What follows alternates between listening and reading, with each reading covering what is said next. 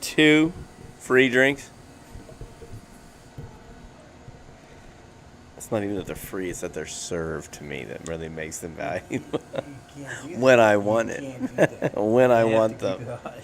It's not part of the bet. I wish I would have had that on camera. Just No, to that see makes that, up for- dude, just to because see I that owned- crumbling defeat I in the owned chair. you the last Oh, one, back to please! back. Oh my gosh, 2 2 wins, Two not wins. 1 win for 2. Dude, that was after like a 28-0 run. no. It was a You only- staggering you've run. come close You quit to my playing. Maris record. You actually quit You've come playing. close. You quit playing. No, I You did. You quit for I a took a while. You break. took a I long break. needed a break. Okay. All right, so Ryan Brothers Coffee Day, Ryan Brothers Coffee Day, November 8th, 2014. 1994. Yeah, 2014 is when we got it. Wow. And Okay. So we're celebrating the actual yeah, official that's when it was official. day that was given to us. It's our anniversary day. I'm not sure it's our exact day that we did our first dollar. No. I wasn't there. You were. Yeah, But no. we know that November of 1994 is when we started doing business. Volleyball You started. games. Volleyball games. Yeah, you University talk of San about Diego. Yeah. First location. Tell us a little bit. When were you born? What year? 99. Oh my God, you were 5, dude. Yeah. We were up at USD, where you ended up going. He to wasn't school. even 5 yet. You weren't He even wasn't even 5. born for 5 more years. Unbelievable. And we were up there serving the volleyball games. We were doing lattes, cappuccinos, mochas, all traditional. Off espresso a drink. espresso coffee cart. Yeah. Nice coffee cart. You had a really nice. I can't believe you guys moved that thing around. That thing was a Well, beast. I'll tell you what that.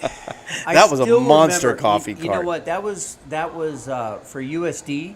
That was a major upgrade Yeah. because at that time that was their sports center where that pool is, and I mean think about it. Like they had a vending machine, and the whole reason we started up there is we looked at the facility and we're like, for the basketball and volleyball games, there's nothing. Yeah. Right. And so Mr. Anacone, very nice guy. He was the athletic director, gave the green light, and Kai Snyder and Dan York, they all kind of supported it, and we came up with the coffee cart, and we had it from November through probably the end of January. We were doing the volleyball games, and we did mostly volleyball. I don't think we got into basketball, and then we had a permanent location soon after that, but that was pretty awesome. Yeah, you moved that cart from there to La Jolla Village Square, Yep. right adjacent to the AMC Theater, the indoor portion where everybody went to the movies, and that was a really good location. It had. It was. Yeah, it was. Those were early days when coffee business was really different. AMC 12 Theaters, one of the first multiplexes in San Diego. And then soon after, they opened up Mission Valley, AMC 20, and that kind of took away quite a bit of business. But La Jolla, it still has that, that zip code has a certain prestige to it. Yeah. Where if you're a business in that zip code, it helps you get other locations. And we ended up getting Old Town right after that. It didn't hurt having Yeah. La Jolla. Old Town San Diego. So Old Town San Diego is a tourist destination. The original downtown San Diego way back in the day. It's now a state park, and they've preserved everything there circa 1860s, roughly. So everybody that works there wears in clothes from that era. The stores, everything is set up that way. Lots of tours and things to do there. Lots of stores and restaurants. Well, it's kind of funny because it's not like the clothes. I mean, let's be honest. Remember that TV show, The Wild West? Yeah. It's like there's no way that you try to dress like that, but I mean, nobody's making that clothing. So like we used to wear our vests and everything, but remember all the tourists would think you feel like a Disney character. Oh know? yeah, we were like You know. we were in our 1860s shirts with no collars, puffy sleeves, and vests, Yeah. with a coffee cart on the deck of the Old Town Theater in Old Town, and that was that to me. I always thought that was a game changer because it was a solid 7 days a week. Once the theater had a very successful run on a show called Forever Plaid, there was a lot of afternoon action. And Old Town was unique because it was so global, right? It had people from everywhere, from Missouri and Kansas to Rome, Italy, to Singapore. It could be people from anywhere. And so what we were doing was serving a really broad audience, our specialty coffee drinks, and then a whole lot of other things too. But they just really loved it. We got nothing but great replies from people that came there, so we knew we were on to something good. We were making things that people really liked, and these were people that were on the pickier side too, some of them. So that was a good validator. You need to be validated a little bit when you're doing something just to know you're on the right track. Around that same time, you began roasting coffee. You got the idea. I hadn't joined the company yet. It was you and Carm. Dad and Mom had come out and joined you as well at this point. And you got the notion that, based on just how hard it was even to get good coffee, just to get coffee at all. I mean, it was hard, and you realized that to be original, to be Ryan Brothers Coffee, that you were going to have to roast your own coffee. That is, you were going to have to be your own pirate ship, as I like to refer to. So you kind of tell us a little bit about the roasting, that whole part. I've came on later, so I did it on the bigger scale. But the 5-pound roaster and just everything was a really interesting journey in this business. Yeah, I had, when I was in grad school, before I was doing the roasting, before we had really USD, I came across that book All About Coffee, which was 800 pages. I mean, the most comprehensive book ever written on coffee. And I really kind of dove into that. And I read it, every page. But it was so much information that when I got done reading it, I pretty much found out very quickly that I was probably one of the only people who read it at that time. I mean, this is a book from the 1930s. Yeah. And so, within 5 to 10 years, SCAA adopted it as like the book for the coffee industry. So I kind of stumbled into it before the industry did. Yeah. So after I got done reading it and I really got a feel for like coffee and how complex, but really like what happens when you cook and everything. Yeah, the story. I mean, really, that was the ultimate. It's all there. Like if you're doing something for the first time, you really are wondering, is it going to work? But then when you stumble into something like that, it's almost finding like a treasure, and then it's all in there. Well, the treasure map. Yeah, it's like getting a treasure map, and it showed X marks the spot, and yep. It was easy for you to read and understand and follow, and in the end, it's cooking, right? I mean, it was kind of reduced to that, at least for you, is that this is something you cook, and you either undercook it, overcook it, or cook it right. Like, you got to find that right spot for whatever it is you're making, and of course, the one great thing from the beginning is you bought great coffee. You never, because you weren't buying a lot, you were still learning to roast. You made sure that you bought the very best available green bean. Getting from Knudsen back then. Yeah, I would say that is deeply embedded in our DNA as a company. I would say that the coffee we buy is great coffee. That never changes. That never changes. We were paying back then. We were paying a lot for that green bean. Yeah, you were in that $4 or $5 a pound range, weren't you? And that's a lot. Not quite, but I was well above $3, and I'm saying at that time that was high, but. We knew, and also coming out of San Francisco, San Francisco has, it's on the West Coast, it's like New York City. It has that reputation, right, of good food, good drink. It does. So getting the green bean from San Francisco, funny enough, gave me confidence that your sourcing is good. And when you have good sourcing and you have a nice piece of equipment and you have time, it wasn't long. I mean, really, the crazy thing was I don't think I ever threw a batch out because the slow cooking allows you to stop it well in advance of burning it. Mm-hmm. And, let's face it, we were drinking, you, Carm, and I, we were drinking a lot of coffee by then. I really think as much as, the book was great, getting the green bean from San Francisco is great, all of those things are wonderful, but do you drink coffee? Are you a fanatic? And we were so fanatic already. Yeah. We knew what we liked. We knew the flavor we liked. So as we were testing it, as I was tinkering with it and fine-tuning it, you just... maybe it was the first batch, the second batch and third batch, I was in the zone enough to know that, okay, I'm in the right area. It's like maybe if you come out of the gates and you go to the wrong temps, you're going to have bad results. Right. And you're going to stumble all over the place. But... we kind of knew, and I think it's like bartending. If you know how to mix the drink, what the ratios are, it's inevitable you're going to find great ingredients. Right. If you have a good palate, if you can taste it. If you can taste it and taste it so- properly. Yeah, I mean, and Yeah. we had that. I think we grew up. I mean, think about it. Even going a step further, we grew up around family that food was a big thing in our family. Yeah. Cooking was a big thing. Yeah. And the holiday celebrations, everything. It didn't matter what it was. You had to, as a kid, get out of the kitchen, right? Because the masters were in the kitchen. Yeah. And we would just go in there to sample something. But it's that appreciation. You don't want to ruin the food, right? Yeah. And you want it to be really excellent. Yeah. That was ingrained at a young age. It was, and variety.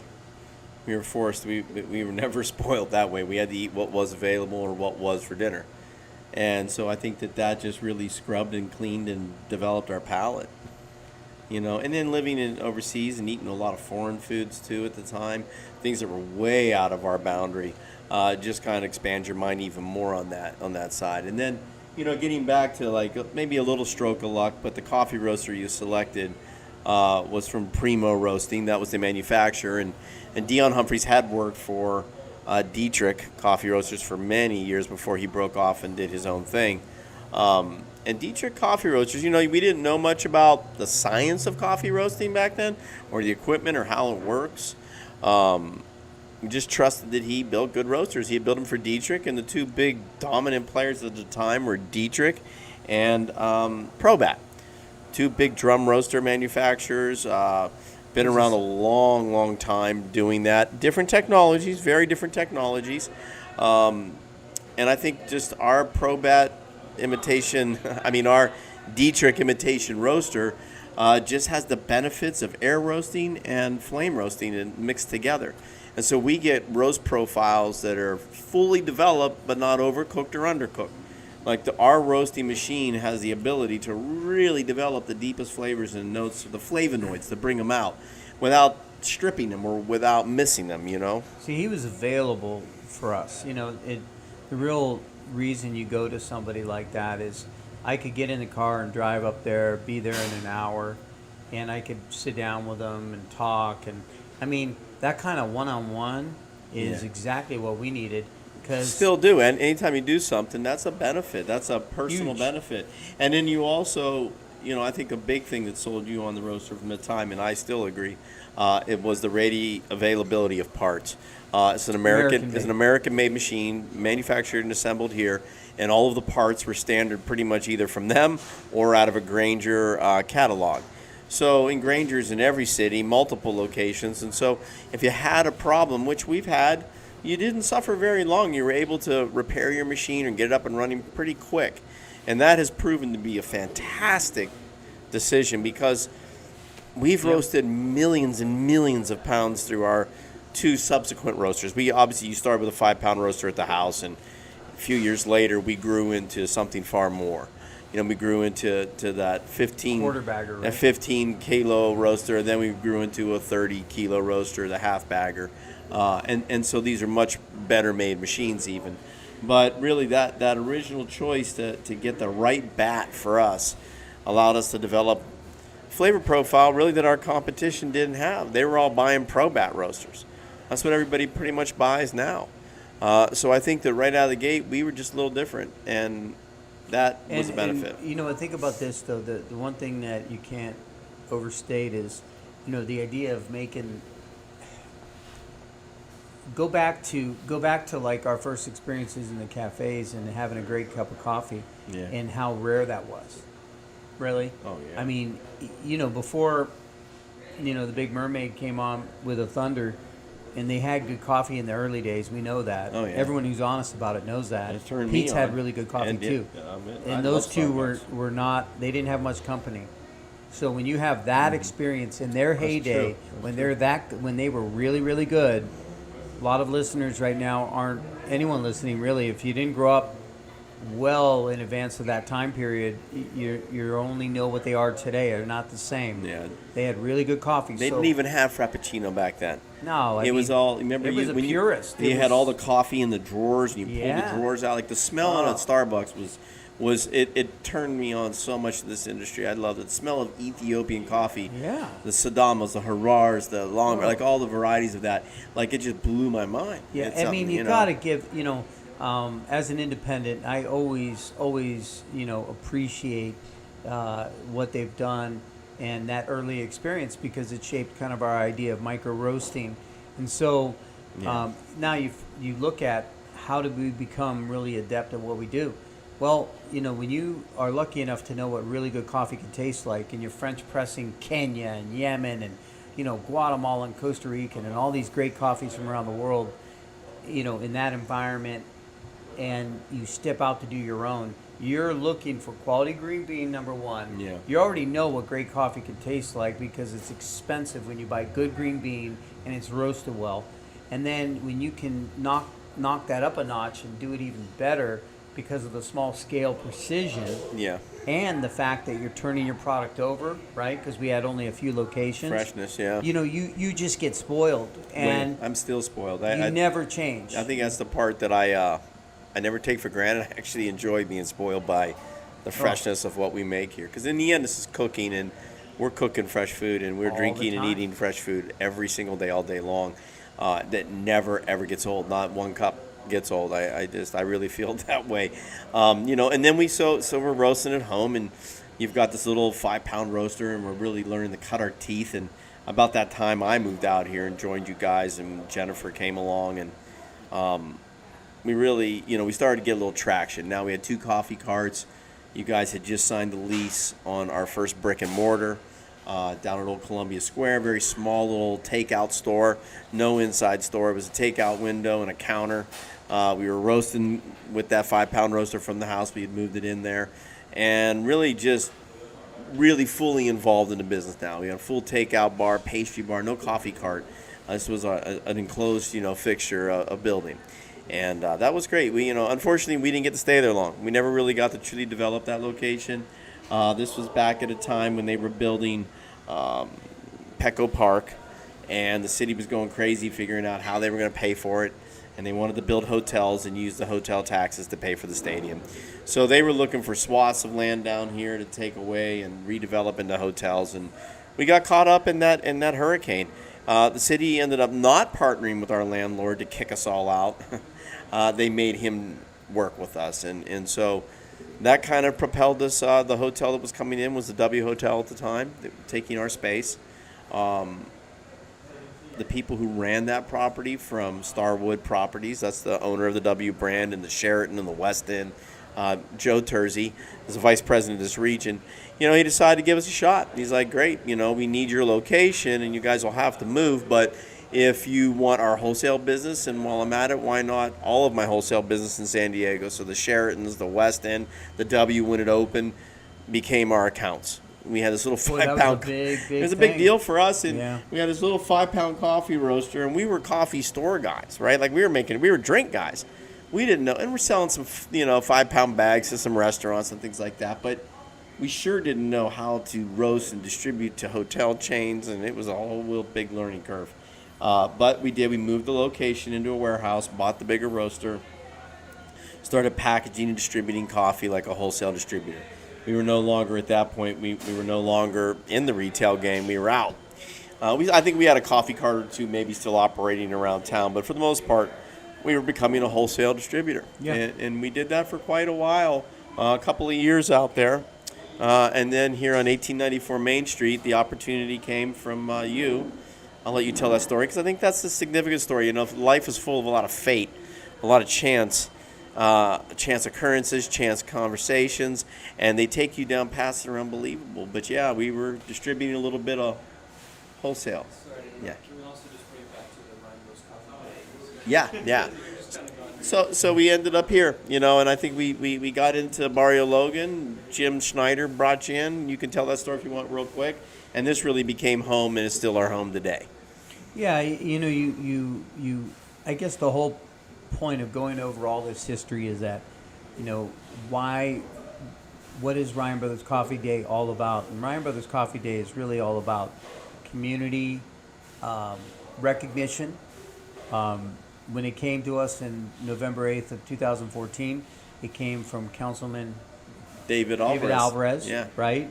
And it was a real surprise. It wasn't something that we went and solicited, but it was a recognition of our outreach and our, you know, so many of the tours. Actually, you know, you did so many of the tours for the kids and the math and learning about green bean. And so that recognition, My Brothers Coffee Day is about recognition for impact in your community and being involved and being significant. And, you know, that's what it's really all about. And what makes a great coffee house, what makes us proud to do what we do, is that when the community recognizes you as a business in that type of role, it's not something you put on yourself, they put it on you. That's pretty special. Yeah. And I think, in a nutshell, no matter where you start as a business, the goal is to become a relevant, important part of your community. And I think this business, our business, is just getting its stride 8 years later from its beginning. And along the way, we're getting these kind of recognitions, which is pretty special. And we couldn't do it without the people that support us. Yeah, and then Senator Ben Hueso gave you the same proclamation from the state of California. So both the was state huge. and the city have recognized us for our contribution to the community in all sorts of ways. And a great coffee house is the community, right? In all of the community. Some parts we don't even like. You know, some people here don't like some of the community we bring in, but it's for everybody. And we maintain that fairness, and we just try to create a space where everyone's welcome. And we've been doing that for 28 years, from a coffee cart to a coffee house, and we'll continue doing that.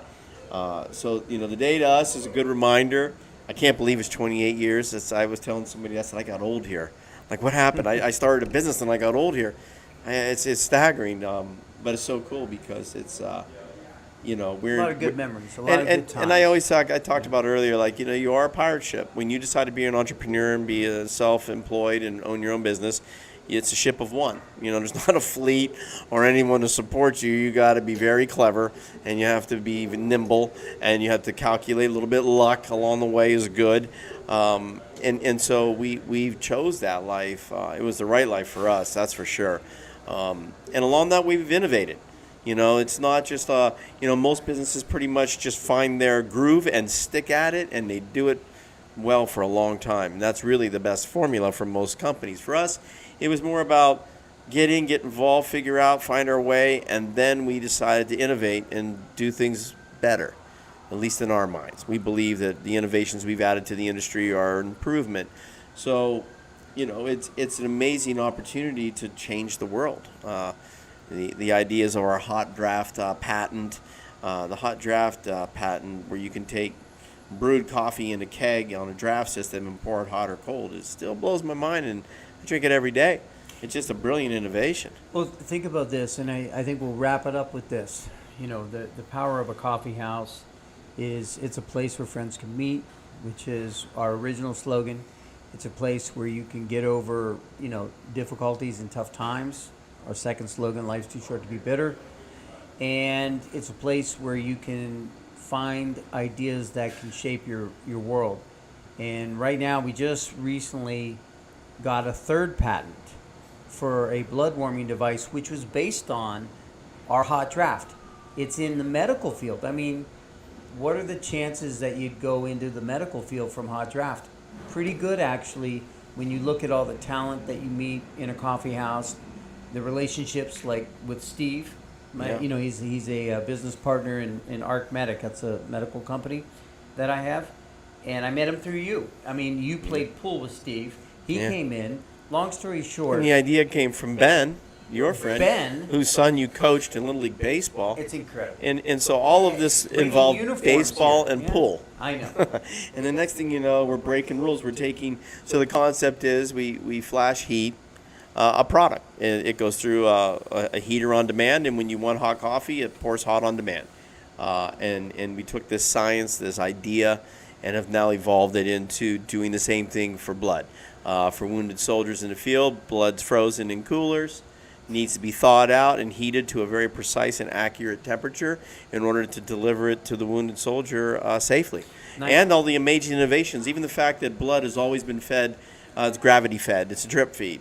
And the fact that this new device will actually pump the blood into wounded soldiers.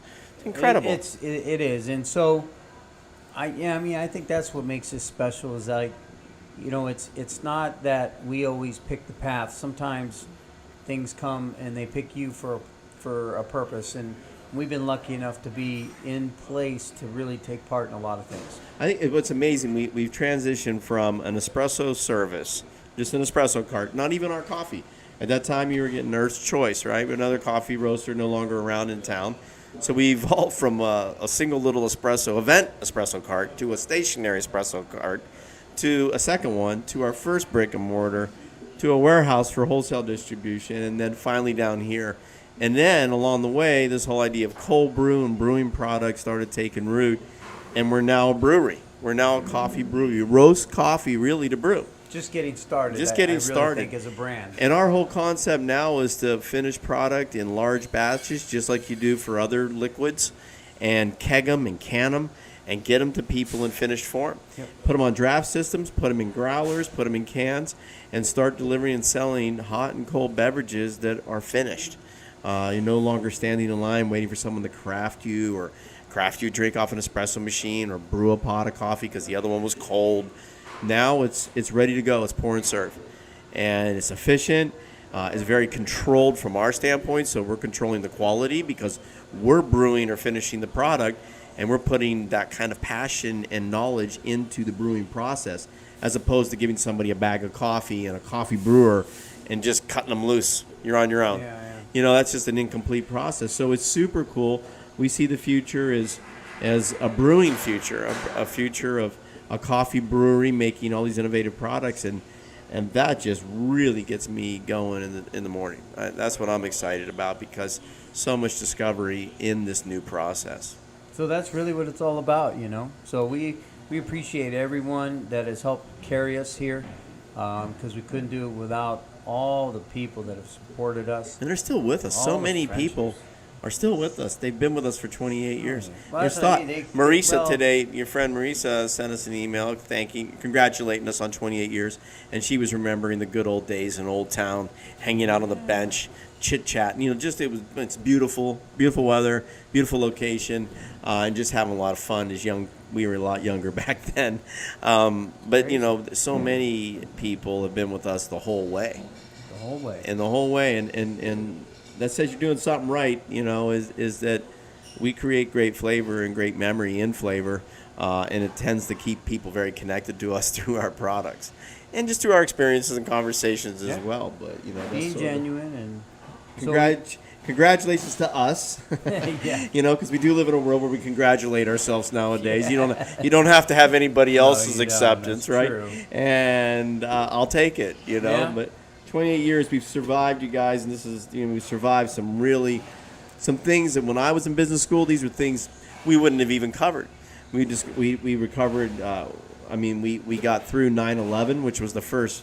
First, we got through eminent domain. We went through a process of eminent domain, which, look it up, it's something you don't ever want to get caught up in. We survived that process. We fought for our rights, and we saved our business and grew our business out of that very, very intense situation. And then just months later, we ended up with 9/11, and the world stopped.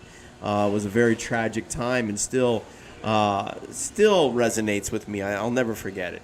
And then the Great Recession of 2008, which was unbelievable. That was such pain, right? It was very, very hard and scary to survive as a business.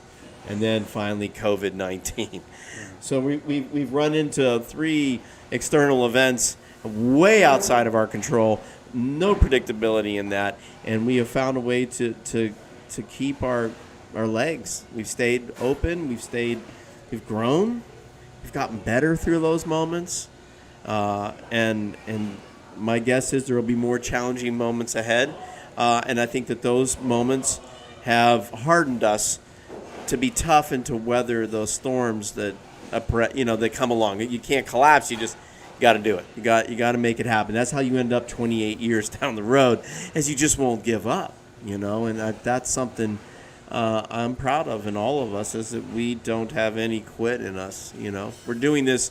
Coffee is not a business or a scheme or a wealth path. It's a lifestyle. This is a lifestyle for us, for sure. I think it is. Just everything from the product and the journey of the product to the customers who buy it and the different methods we've developed to brew it and make it and serve it. That's all lifestyle stuff for us, and I couldn't imagine doing anything else. Cheers to you guys for coming up with this idea. Thank you. And I quit FedEx and moved out here. Quit delivering packages by 10:30 and came and delivered here. And I am thankful for that. Thank you guys. Thanks for everything and supporting us and for making us a part of your life. Yeah, get some anniversary blend. Right now we got Cheers. anniversary blend going for the month of November. It's a special coffee I selected. We're doing a Mocha Java blend, the world's original blend. So good. Two different coffees. So the story behind that, real quick, is that the Dutch, who colonized all of Indonesia for the most part, planted a lot of coffee trees on the island of Java. Grew coffee, brought that coffee back to Holland in the 1600s, the 1700s, and on. The word coffee itself became known as Java. That's how good it was. But when they made that journey back to Holland, they would stop along the way in all the ports, in India, eventually in Arabia, in the port of Mocha, which is now modern-day Yemen. But back then, it was the Ottoman Empire, the end of the fragments of the Ottoman Empire. So this was just known as Arabia, and the port there was called Mocha. So the coffees that came out of that region, which were growing in modern-day Ethiopia, Kenya, Yemen, were just known as coffees from the port of Mocha. They were Arabian coffees from there. So amazing quality. These are some of the best coffees in the world. Well, the Dutch would pick up coffees from the port of Mocha, mix them with the coffees from Java, take them back to Holland, and it was now known as Mocha Java. And so it was this phenomenal blend of Arabian coffees with Javanese coffees, and they took on the flavor of the ship and all that good stuff too back then. And so we've recreated it for the month of November this year, and it's our anniversary blend, and I would really suggest getting yourself some. So cheers. For sure. Thank you guys. Good? I'll be rough. Okay, good. Good. Yeah. I thought we wound our way through 28 years pretty quickly there. Yep. Well, I didn't mean to interrupt, by the way. No, it's but good. It was just kind of like, No, it's good. I'm glad you'd actually be honest with you.